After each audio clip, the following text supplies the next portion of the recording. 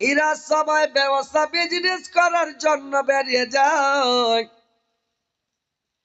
শামসিরিয়ার দিকে যেতে হয়। এবার সামদাসার দিকে সিরিয়ার দিকে রওনা হয়ে যায়। হাসেম একটা দল তৈরি করে একটা কাফিলা নিয়ে বেরিয়ে গেল সামদেশের দিকে, সিরিয়ার দিকে। আর শাম সিরিয়ার দিকে যখন বেরিয়ে গেল রে ভাই, যেতে যেতে যখন মদিনাতে পৌঁছে গেল, মদিনাতে পৌঁছে যাওয়ার পরে কি করল রে ভাই, যে মদিনাতে যাওয়ার পরে কি করল, মদিনাতে যাওয়ার পরে কি করলো রে ভাই, ওখানে মানে ডেরা তম্বু করলো, রাত্রিবেলা আমরা এখানে থাকব, আবার সকালবেলা আমরা চলে যাব। ডেরা তম্বু যখন করলো রাত্রিটা ওখানে কাটার জন্য, ওইখানে একটা লোক ছিল খুব পয়সাওয়ালা, তার নাম হচ্ছে উমার বিন নাবেদ। উমার বিন নাবেদ তখন ছেলেটার চেহারা দেখে, হাসেমের চেহারা দেখে, এত সুন্দর হাসেমের চেহারা দেখে বলল যে এই ছেলেটাকে যদি আমি জামাই করি তো খুবই ভালো হবে। এই ছেলেটা যদি আমার মেয়েকে দেখে নাই, আমার বেটিকে দেখে নাই, তো ছেলেটারও পছন্দ হয়ে যাবে, আর একে জামাই করলে আমারও খুবই ভালো হবে। এবার কি করলো ভাই আমার, ওরাকে বলল তোমাদের দলের মালিকের সর্দার কেটা, বলল আমাদের দলের সর্দার হচ্ছে হাসেম, ওই সুন্দর ছেলেটা। ওই ছেলেটাকে বলল তোমাদের রাত্রিবেলা নিমন্ত্রণ থাকলো, জাফর থাকলো, রাত্রিবেলা আমার বাড়িতে নিমন্ত্রণ খাবেন। এইবার রাত্রিবেলা জাপতকে সকালবেলা চলে যাবেন, কিন্তু রাত্রিবেলা খানা পানি তৈরি করবেন না, আমার বাড়িতে খাবেন। কয়জন লোক আছেন, বলছে আমরা 41 জন লোক আছি। বললে তোমরা 2 জন করে করে করে করে যাবে, যে তোমরা খেয়ে আমার বাড়ি থেকে চলে আসবে। 20 বেড়ে 40টা লোকের যখন খাওয়া হয়ে গেল, লাস্টের বেলা হাসেম একাই যখন খানা খেতে গেছে, তো এই লোকগুলো যখন খানা খেতে যায়, বাবুর্চিতে মানে খানা খাওয়ায় অন্য লোকে। আর হাসেম যখন খাবার খেতে গেল রে ভাই, তো হাসেম যখন খেতে গেল, তখন ওই উমার বিন নাবেদের একটা বেটি ছিল, ওর বেটিকে বলল তুমি যাও আর ওই ছেলেটাকে তুমি খেতে দাও। এবার উমার বিন নাবেদের বেটি, এবার হাসেম আছে একা ঘরে, একটা ঘরে বসে আছে, ওর জন্য খানা পানি নিয়ে একটা যুবতী মহিলা, যুবক মহিলা, ওই যুবতী মহিলা সেইখানে খানা নিয়ে যখন খাবারের জন্য নিয়ে গেল, আর নিয়ে যাওয়ার জন্য যে যখন নিয়ে গেল, নিয়ে যাওয়ার পরে যখন খাবার দিয়েছে রে ভাই, এবার একটা ঘরের মধ্যে একটা যুবক ছেলে, একটা যুবতী মহিলা, একটা মহিলা যদি খেতে দেয়, তাহলে ছেলেটার মন কি করবে, মেয়েটার দিকে খালি দেখছে। আর মেয়েটা খুব সুন্দরী, রূপসী, খুবই চেহারা দেখে রোমাটা খারাপ। কি মনে মনে বলছে সুবহানাল্লাহ, এত সুন্দরী মহিলা।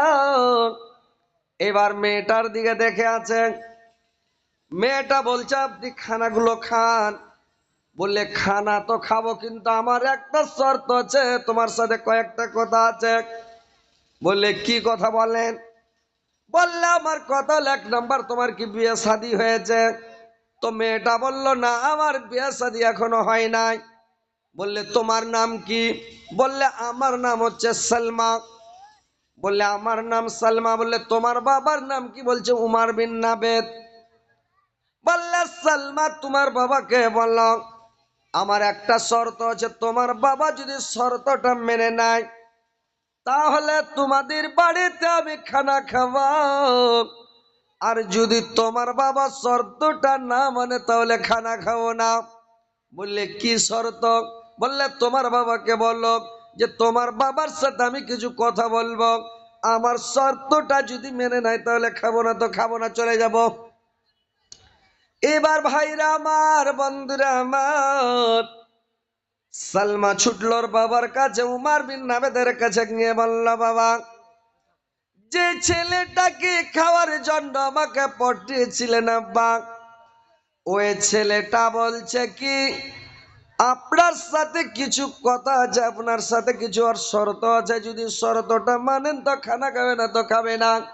ছেলেটা খালি আমার মুখে মুখে দেখছে, আর ছেলেটা বলছে তোমার মানে তোমার বাবার সাথে আমার কিছু কথা আছে, কিছু কথা বলবে আব্বা।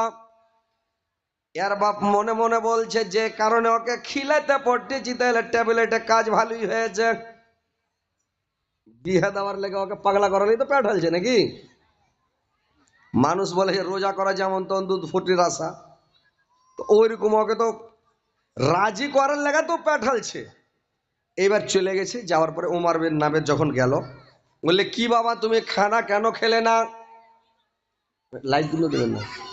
এবার বললো যে তুমি খানা কেন খেলে না, বললে খানাটা আমি এই জন্য খেলাম না, আপনার সাথে কিছু আলাপ আলোচনা আছে, কথা আছে, আমার শর্ত আছে। বললে কি, বলে আপনার মেয়ে আপনার বেটি সালমার সাথে যদি আমার বিয়ে দেন, তাহলে আপনার বাড়িতে আমি খানা খাবো না, তো আপনার বাড়িতে খানা খাবো না।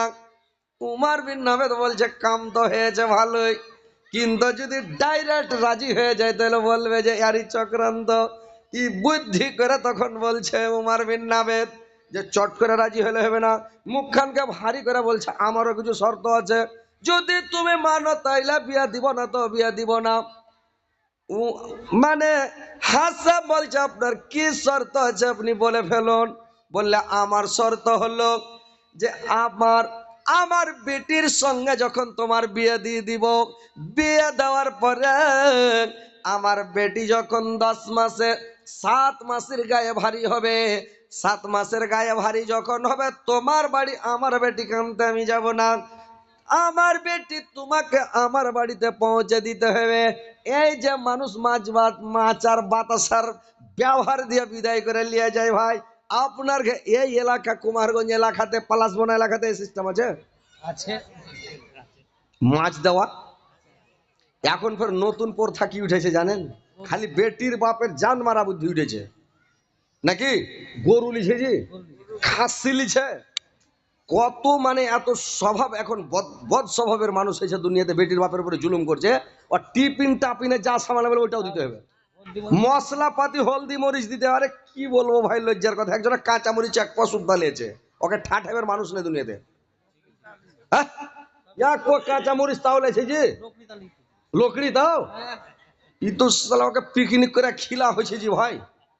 হ্যাঁ, এগুলা খারাপ প্রথা ভাই, এগুলা প্রথা হটাইতে হবে, এগুলা প্রথাটা ভালো নয়। কহেন কি দরকার এগুলা করা, মাছ বাতাসা লিছিল তো একটা লিছিল, মানা ছিল একটু মুখটু মিঠা করে বিদায় করে বেটিকে লিয়ে যাবে, একটা ভালো লাগছিল।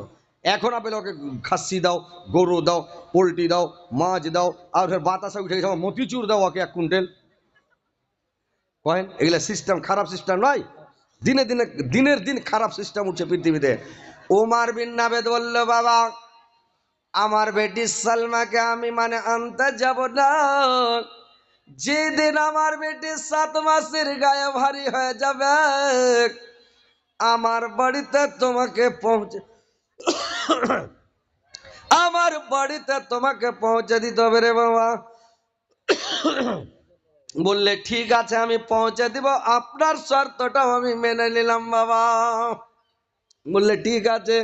এইবার মুলবি ডাকলো, সাথে সাথে বিয়ে পড়িয়ে দিল, বিয়ে টিয়ে পড়িয়ে দিয়ে এবার সকালবেলা বলল কি হাসেম কাফেলার লোকগুলোকে বলল তোমরা চলে যাও, আমি যখন বিয়ে শাদী করে নিলাম আর কে যাব মদিনা মানে শামসিরিয়া, আমি আমার বউকে নিয়ে সালমাকে নিয়ে আমি বাড়ি চলে যাই, আর আমি যেমন একজনকে মালিক বানিয়ে পটিয়ে দিল কাফেলাটাকে গোটায়, তোমরা চলে যাও। আর হাসেম তার স্ত্রীকে নিয়ে সালমাকে নিয়ে বাড়ি চলে আসলো। এইবার বাড়ি চলে আসলো, বেশ কিছুদিন থাকার পরে ভাই আল্লাহর কারিশমা সালমা গর্ভবতী হল, পেটে বাচ্চা যখন এসে গেল, গর্ভবতী আর পরে 1 মাস 2 মাস করতে করতে যখন 7 মাসের গায়ে ভারী, এবার হাসেম বুদ্ধি করলো কি আবার একটা দল তৈরি করলাম, যে একটা দল তৈরি করে মানে করলো কি যে দলটাকে নিয়ে আমরা চলে যাব কোথায়, সালমাকে নিয়ে যাব মদিনাতে, উমর বিন নাবিদের বাড়িতে, আমার শ্বশুর বাড়িতে রেখে দিব, আর কাফেলাটাকে নিয়ে আমরা শাম সিরিয়া চলে যাব। শাম সিরিয়া থেকে ফিরে আসতে 6 মাস লাগবে রে ভাই। 6 মাস পরে যখন ফিরে আসব আবার সালমাকে নিয়ে আবার বাড়ি চলে আসব। বুঝতে পারলেন? বুদ্ধি করে নিয়ে চলে গেল মদিনাতে গিয়ে, উমর বিন নাবিদের বাড়িতে গিয়ে সালমাকে রেখে দিয়ে বলল, আব্বা আপনার সাথে আমার যেটা শর্ত হয়েছিল, চুক্ত হয়েছিল, কথা হয়েছিল যে 7 মাসের গায়ে ভারী হলে আমার বাড়িতে পৌঁছে দিতে হবে, আজকে আপনার মেয়ে 7 মাসের গায়ে ভারী, আমি আপনার ওয়াদা পূরণ করলাম, আপনার বাড়িতে আপনার মেয়েকে পৌঁছে দিলাম। এবার আমি দল নিয়ে কাফেলা নিয়ে চলে গেলাম শাম সিরিয়ার দিকে, বিজনেস করতে চলে গেলাম। বললে ঠিক আছে বাবা যাও। এবার চলে গেল হাসেম শাম সিরিয়াতে বিজনেস করতে করতে রে ভাই, যখন মানে ফিরার সময়তে তার অসুখ শুরু হয়ে গেল। ওইখানে একটা, এই যে এখন যুদ্ধ চলছে কোথায় ভাই, ফিলিস্তিনে, ওইখানে একটা শহর আছে, শহরটার নাম হচ্ছে গজ্জাজ নামক শহর। কি শহরটার নাম? গজ্জাজ নামক শহর। ওই শহরে কিন্তু হাসেম মারা গেল রে ভাই। ওইখানে হাসেম মারা গেল। এবার হাসেমকে মাটি দিয়ে দিল। মাটি দিয়ে এই দলটা করলে কি আবার বাড়ি ফিরে আসলো। বাড়ি ফিরে আসার পরে আর ভাই ভাতিজা বংশধর সবাই জানতে পারলো যে হাসেম মারা গেছে।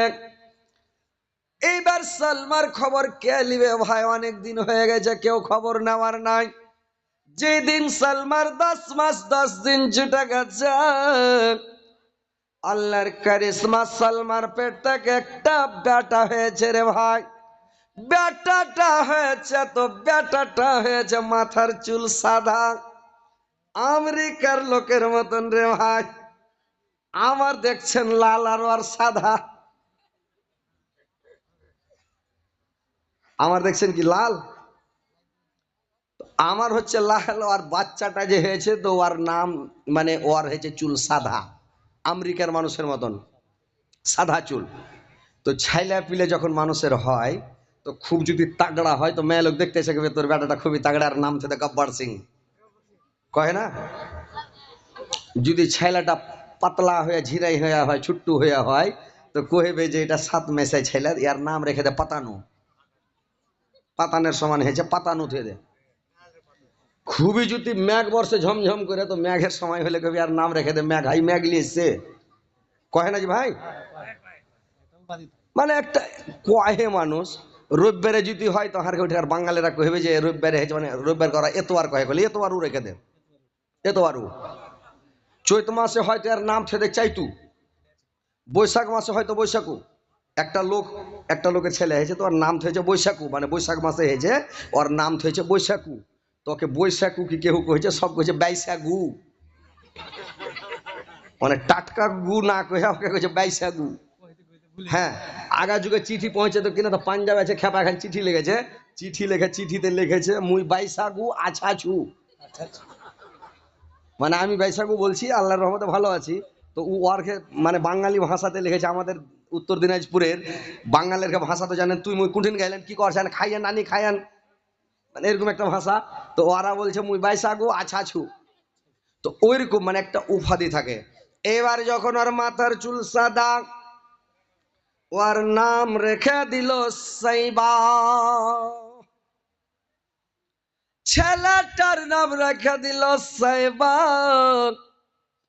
এবার সাইবা কি করলো রে ভাই, আস্তে আস্তে আস্তে আস্তে আস্তে আস্তে ছেলেটা বড় হয়ে গেল। আমাদের দেশের মধ্যে এখন খেলা হলো কি, আগা যুগা ছিল ফুত্তি লাঠি, তারপরে কেউ গুল্লি খেলতো, লাট্টু ঘুরাতো, কেউ মানে আর কিছু খেলতো, আর কিছু খেলতো। এখন আমাদের ভারতবর্ষের মধ্যে চ্যাম্পিয়ন কোনটা খেলা ভাই বলেন তো? বিশ্ব চ্যাম্পিয়ন খেলা কোনটা? ক্রিকেট খেলা। ক্রিকেট খেলা নিয়ে, ক্রিকেট নিয়ে সব ব্যস্ত। ক্রিকেটের বল নিছার মারছে বলে কেমন কি ঘোড়াটি আমি কিছু বুঝতে পারি না, সব বলে ছাক্কা মারছে। তোমার ওই মানে সৌদি আরবের খেলা হলো, যখন ছেলে একটু বড় হবে রে ভাই, ওকে তীর দিয়ে দিলে, ধনুক দিয়ে দিলে, আর কেলার গাছ একটা পুঁতে দিলে, বললে হাতকে খালি নিশানি কর, যুদ্ধ করতে হবে, হাতটাকে ঠিক কর, তীর ধরবে, টানবে, কচং করে দিলে কেলার গাছে গেছে গেল। তো যখন করে কি, অন্য ছেলেরা যখন মানে তীর মারে কলার গাছে রে ভাই, তো তীরটা যখন নিচ করে দেয়, এক হাত এমনে চলে যায়, এক হাত এমনে চলে যায়, কেলার গাছে একটাও লাগে না। আর ওই সাইবাক, ওই ছেলেটা যখন তীর মারে, একেবারে নিচ করে কেলার গাছে কাচাং করে গেছে যায়। আর একটা তীর মারলো, ফের কাচাং করে লেগে যায়, আর একটা তীর মারে কাচাং করে গেঁথে যায়। প্রত্যেকটা তীর কলার গাছে লেগে যায়, একটাও তীর মিক্স যায় না। ছেলেটা তখন গৌরব করে আর বলে, আমি মক্কার ছেলে, মক্কার ছেলের তীর মিক্স যাবে না। আমি কোরাইশ বংশের ছেলে, কোরাইশ বংশের তীর একটাও মিক্স যাবে না। আমি বানু হাসেম বংশের ছেলে, আমি হাসেমের বেটা, আমার তীর একটাও মিক্স যাবে না। গৌরব করে বলছে নাকি। আর ওখান দিয়ে কাফেলা যাচ্ছিল শাম সিরিয়া থেকে, বিজনেস করে যাচ্ছিল। একটা খোজাইয়া বংশের লোক আর একটা জোরহম বংশের লোক, কেনানা বংশের লোক। একটা খোজাইয়া বংশের লোক আর একটা কেনানা বংশের লোক, দুটা লোক ওখান থেকে যাচ্ছিল বিজনেস করে। ওরা বলছে দম লাগাও হবে আর একটু খাড়িয়া থাকাও হবে, তো এক কাজ করি, একটু খেলাতে খেলি, দম লাগাও হবে। তো তীরান্দাজ মানে তীরের খেলটাতে খেলি। তো খেলা দেখতে দেখতে যখন ছেলেটা গৌরব করে বলছে, মাক্কার ছেলে, কোরাইশ বংশের ছেলে, হাসেমের বেটা, তো এরা বলছে, বাপরে এটা হাসেমের বেটা, হাসেম তো মরে গেছে, ও তো একটা বিয়ে করেছিল, ওর স্ত্রীকে তো মদিনে থুয়ে গেছে, ওর ছেলে এত বড় হয়েছে, ছেলেটা বড় হয়ে গেছে, 13-14 বছরকার ছেলে হয়ে গেছে, আর তীর মারছে। তো আরো গৌরব করছে, আর কি বলছে জানেন? আমি যদি ইচ্ছে করে আকাশের উড়ান্ত পাখিকে যদি তীর মারে, তো পাখি একটাও যেতে দেবো না, প্রত্যেকটা পাখিকে তীর মাইরা মাইরা ফেলে একবারে রাইস লাগিয়ে দেবো, জমা লাগিয়ে দেবো। লোক দুটা বাড়ি চলাইলো, খেলা কি দেখবে রে ভাই? বাড়ি আসা মানে হাসেমের ছোট ভাই মোত্তালেবকে বললো, মোত্তালেব শুনো, তোমার ভাতিজা আছে মদিনাতে, তোমার বড় ভাই হাসেমের বেটা, ছেলেটার নাম হলো সাইবা, এত তীরান্দাজ, এত মানে খেলাতে ফরওয়ার্ড, যে কোনো ছেলে ওর সাথে পারে না। ও গৌরব করে বলছে, আমি মক্কার ছেলে, আমার তীর মিক্স যাবে না। আমি কুরাইশ বংশের ছেলে, আমার তীর মিক্স যাবে না। আমি হাসিম বংশের ছেলে, হাসেমের বেটা, আমার তীর একটাও মিক্স যাবে না, আমার তীর মিক্স যাবে না। তো মক্কার ছেলে, মক্কার নাম হবে, মক্কার গৌরব হবে নাকি, কি ভাই? দেশের একটা নাম হবে কিনা? পৃথিবীর মধ্যে বিশ্ব বেরনিয়ান আমাদের ভারতবর্ষে, কি জানেন? বিশ্ব বেরনিয়ান এখন বর্তমানে ডাক্তার জাকির নায়েক, পৃথিবীর মধ্যে বিশ্ব বেরনিয়ান। আল্লাহ ওকে জন্ম দিয়েছে ভারতের মাটিতে। সৌদি আরবের বাদশাহ ফাহাদ বলেছিল যে যারা নবীর জীবনী লিখবে, সিরাত লিখবে, ওকে আমি মানে কত লাখ টাকা মানে ইনাম দিবে বলেছিল। তো লেখো, লিখতে লিখতে পৃথিবীর মধ্যে, সারা বিশ্বের মধ্যে সব বড় বড় আলেম কিতাব লিখতে লেগেছিল নবীর সিরাত জীবনী, যে সবাই ফেল করেছিল। আমাদের ভারতবর্ষের মাওলানা শফিউর রহমান মুবারকপুরি, উনি বিশ্ব চ্যাম্পিয়ন হয়ে একটা কিতাব লিখেছিলেন, আর রেহকুল মাখতুম। আর আর রেহকুল মাখতুম থেকে জীবনী বলছি, বুঝতে পারলেন? খালি বোখারি আর মুসলিমেরই কথা। তো মাওলানা শফিউর রহমান বিশ্ব বেরিনিয়ার মানে ও বিশ্বের মধ্যে, ভারতের মধ্যে চ্যাম্পিয়ন হয়েছিল, বুঝতে পারছেন? বিশ্বের মধ্যে 1 নম্বর চ্যাম্পিয়ন হয়েছিল শফিউর রহমান মুবারকপুরি। ডাক্তার জাকির নায়েক বিশ্বের মধ্যে, আমাদের ভারতের নাম আছে ভাই বাইরে, গৌরব, বুঝতে পারলেন? নাম আছে যে ভারতের মাল আছে রে ভাই, বুঝতে পারছেন? আমরা তো বুঝতে পারবো না। ছুচ্ছা যদি জানতো, জাহান নাই যেহেতু সেন আছে, তো ছুচ্ছা পাক ঘুরতে ঘুরতে মরি তো পাগলা হয়ে যেত। বোকা যদি জানতো যাহার কত এত সেন্ট আছে কিনা, তো বোকাও পাগলা হয়ে যেত, খালি পাক ঘুরতো। তো বোকা জানে না যাহার কত এত সেন্ট আছে, জানে কি ও জানে না। ছুচ্ছা জানে না যাহার নাই এত সেন্ট আছে, ছুচ্ছাও জানে না।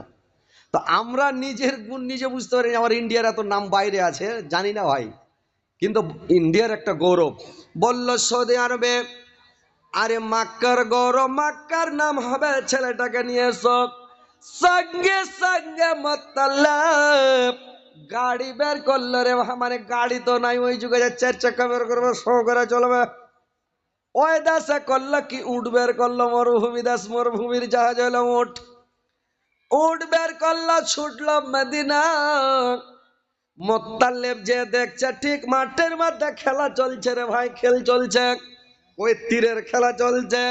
মোত্তালেব গিয়ে দাঁড়িয়ে আছে, মোত্তালেব গিয়া দাঁড়িয়ে আছে। এবার করেছে কেমন, মানে মোত্তালেব দাঁড়িয়ে আছে, আবার ছেলেটা তীর মারছে। তীর মারতে মারতে যখন জিতে লেছে, একটা তীর মিক্স যায় না। আবার ছেলেটা বলছে, আমি মক্কার ছেলে, আমি কোরাইশ বংশের ছেলে, আমি হাসেম বংশের ছেলে, আমি হাসেমের বেটা, আমার তীর একটাও মিক্স যাবে না। এবার মোত্তালেব গিয়ে খপ করে ওকে ধরে নিয়েছে। এই মোবাইল বন্ধ হয়ে গেছে। এবার খপ করে ওকে ধরে নিয়েছে। আর যখন খপ করে ওকে ধরে নিয়েছে, বললে বাবা আমি তোমার চাচা, আমার নাম হচ্ছে মোত্তালেব, চলো বাবা মক্কা, তোমাকে নিয়ে যেতে এসেছি, আমি তোমার ছোট কাকা, ছোট চাচা, তোমার ছোট বাপ, চলো তোমাকে মক্কা নিয়ে যাব।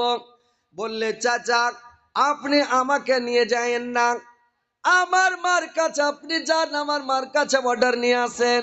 আমার মা যদি অর্ডার দেয় তো আমি, আমার মা অর্ডার দিলে আমি আপনার সাথে যাব চাচা, আর আমার মা যদি অর্ডার না দেয় আপনার সাথে আমি যেতে পারবো না চাচা। বললাম ওর মার কাছে যান। ওর মার কাছে গেল, সালমার কাছে, বলল ভাবি তোমার বেটা সাইবাকে আমার সাথে পাঠিয়ে দাও, আমি মক্কা নিয়ে যাব। আর মক্কা নিয়ে যে এই ছেলেটাকে তার বাপের মালের শরিকদার হবে, ভাগিদার হবে, মানে অংশীর মালিক হবে, জমি জায়গা বাড়ি ঘর যত সামান আছে সমস্ত জিনিসের ভাগ পাবে। তো ছেলেটাকে আমার সাথে দিয়ে দাও, আমি ছেলেটাকে নিয়ে যাই। বলে নিয়ে যাও। যখন নিয়ে যাবেন এসছেন বড় মুখ করে, নিয়ে যান। সালমা অর্ডার দিয়ে দিল, নিয়ে যান। এবার তখন মানে করলো কি, মোত্তালেব সাইবাকে উটের ওপরে চড়িয়ে নিল, পিছন দিকে করে নিল, উট ছাড়লো একবারে মক্কা। এবার যখন যেতে লাগলো রে ভাই, এবার দেশের লোক জিজ্ঞাসা করে, যখন সৌদি আর মাটিতে মক্কা নগরীতে পৌঁছে গেল, মদিনার একটা আলাদা মানে জায়গা, মক্কা আলাদা রাজ্য। এবার যখন মক্কার এলাকাতে পৌঁছে গেল, দেশের লোক জিজ্ঞাসা করে, আর মোত্তালেব খুব একবারে চকমকা কাপড় ধরি পরে আছে, খুব সুন্দর, একবারে খালি ঝলকিছে। আর ওই ছেলেটা সাইবা করেছে কি, ইয়াতিম ছেলে, বাবা নাই, ছেলেটা পুরাতন কাপড় পরে আছে, ছিঁড়া ফাটা শার্ট, ছিঁড়া ফাটা প্যান্ট পরে আছে, চুলে কয়দিন থেকে যে সাবুন শ্যাম্পু লাগায়নি। আর ছেলেটা মানে ওরকম মানে চিমটি কাটতে ময়ল উঠবে, খুব সাজা গুজা নাই। এইবার ছেলেটা বসে আছে, লোক জিজ্ঞাসা করেছে এটা কে, মোত্তালেব বলছে যদি আমি বলে দিই আমার ভাতিজা, তো আমাকে দেশের লোক আমার কথা মানবে না, দেশের লোক আমাকে মানে খারাপ নজরে দেখবে, যে ছেলেটার বাপ নাই, ইয়াতিম ছেলে মরে গেছে ওর বাপ, তো ছেলেটাকে ভালো করে গোসল করেনি, জামা প্যান্ট নিয়ে দেয়নি। তো এবার মোত্তালেব, তখন মোত্তালেবকে কেউ যদি জিজ্ঞাসা করছে এটা তোমার কে, বলছে এটা হচ্ছে আমার গোলাম। ভাতিজা বললো না যেটা আমার ভাতিজা, মোত্তালেব বলল এটা হচ্ছে আমার গোলাম, এটা আমার গোলাম। তো সারা দেশের লোক গোলাম বলেই জানলো যে এটা মোত্তালেবের গোলাম এটা। এবার বাড়ি নিয়ে গেল, থাকতে থাকতে থাকতে বেশ কিছুদিন পরে মোত্তালেব মরে গেল। মোত্তালেব যখন মরে গেল, তখন সাইবা, ওই ছেলেটার নাম সাইবা নামটা কেটে গেল, ওর নাম পড়ে গেল আব্দুল মোত্তালেব, মানে মোত্তালেবের গোলাম, ওর নাম পড়ে গেল আব্দুল মোত্তালেব। সাইবা এখন আব্দুল মোত্তালেব হয়ে গেল। আব্দুল মোত্তালেব যখন হয়ে গেল, এইবার আব্দুল মুত্তালিবের হাতে চাবি চলে আসলো, কাবা শরীফের চাবিকাঠি চলে আসলো মুত্তালিবের হাতে। এইবার আব্দুল মুত্তালিব কাবা শরীফ দেখাশোনা করে, কাবার হেফাজত করে, দেখাশোনা করে রে ভাই। করতে করতে করতে আব্দুল মুত্তালিব করেছে কি, একদিন রাত্রে স্বপ্ন দেখছে। কি স্বপ্ন দেখলো একদিন রাত্রে? আব্দুল মুত্তালিব একদিন রাত্রি স্বপ্ন দেখলো, ওকে বলছে তুমি যাও কাবার পাশে একটু দূরে গিয়ে দেখবে যে একটা জমজম কূপ আছে, তুমি জমজম কূপটাকে খনন করো, জমজম কূপটাকে খনন করো, সেখানে তুমি মানে জমজম কূপ পেয়ে যাবে, যাও। এবার সকালবেলা যায়, কোথায় জমজম কূপ কোথায় পাবে, কি করে পাবে? একদিন দেখলো, দুদিন দেখলো, 3 দিনকার দিন যখন স্বপ্ন দেখলো মুত্তালিব, কি স্বপ্ন দেখলো? বালিওয়াকা স্বপ্নের মধ্যে বলা হলো, আব্দুল মুত্তালিব তুমি চলে যাও কাবার পাশে কিছু দূরে গিয়ে দেখবে জমজম কূপ আছে ওখানে। সকালবেলা কোদল ঘাড়ে করে তুমি চলে যাও, দেখবে যে জায়গাটাতে কাউয়াতে চোচ মারছে মানে ঠোক মারছে, ওই জায়গাটা তুমি খনন করতে লাগবে, খুঁড়তে লাগবে, ওই জায়গাটাতে তুমি জমজম কূপ পেয়ে যাবে, খুঁড়তে লাগবে। আর যদি বুঝতে না পারো কোথায় কাউয়াতে চোচ মারছে ঠোক মারছে, দেখবে দু সাইডে দুটা মূর্তি খাড়া করা আছে, একটা পুরুষ একটা মহিলা, দুটা মূর্তি খাড়া করা আছে, মূর্তি দুটার নাম হচ্ছে উসাইফা আর নাইলা। উসাইফা আর নাইলা দুটা মূর্তি খাড়া করা আছে। কেন খাড়া করা আছে? মূর্তি দুটা কখন খাড়া করেছে জানেন? যে যখন হাজরাতে ইসমাইল আলাইহিস সালাম যখন ওর পায়ের গুদাতে জমজম কূপ হয়েছিল রে ভাই, সবাই জানেন। এবার যখন ইব্রাহিম আলাইহিস সালাম যখন মানে হাজেরা মাতঙ্গিনীকে, হাজেরাকার ইসমাইলকে যখন বনবাস দিয়ে যখন রেখে চলে আসলো, চলে আসার পরে ওইখান দিয়া জুরহুম বংশের লোকেরা, সৌদি আরবে বেশি বংশ নয়, মানে গনা হাতে গনা কয়টা বংশ, 5-7টা বংশ, 4-5টা বংশ, ইয়ার বেশি বংশ নয়, কিন্তু বংশ খুব বড় বড়। এবার করেছে কি, জুরহুম বংশের লোকেরা ওখান থেকে মানে ব্যবসা বিজনেস করে চলে যাচ্ছিল, যেতে যেতে দেখছে কি মাঠের মধ্যে ফাঁকা জায়গাতে একটা খুবই সুন্দরী যুবতী রমণী, খুবই সুন্দরী মহিলা, আর ওর সাথে একটা সুন্দর যুবক ছেলে আছে। এবার করেছে কি, জুরহুম বংশের লোকেরা হাজেরাকে ধরতে যাচ্ছে, একে ধরে আমরা বাড়ি নিয়ে চলে যাব, আমরা একে বান্দি বানাবো, বাড়িতে কাম করাবো। ইসমাইলকে ধরে নিয়ে চলে যাব, আর ইসমাইলকে ধরে নিয়ে যেয়ে ইসমাইলকে আমরা করব কি, যে ইসমাইলকে ধরে নিয়ে যে আমরা গোলাম বানাবো, বাড়িতে কাজ করাবো, চলো। এইবার যখন হাজিরাকে ধরতে গেছে, একটা আওয়াজ আসলো, এই জুরহুম বংশের লোকেরা শোনো, খবরদার তোমরা। কি লাইভ দিলে না? এবার করেছে কে, বলল যে তোমরা মানে খবরদারের গায়ে হাত দিবে না, এটা হচ্ছে ইব্রাহিম খলিলুল্লাহর স্ত্রী, ইব্রাহিম খলিলুল্লাহর স্ত্রী, আল্লাহর বন্ধু ইব্রাহিম খলিলুল্লাহর স্ত্রী। আর এটা হলো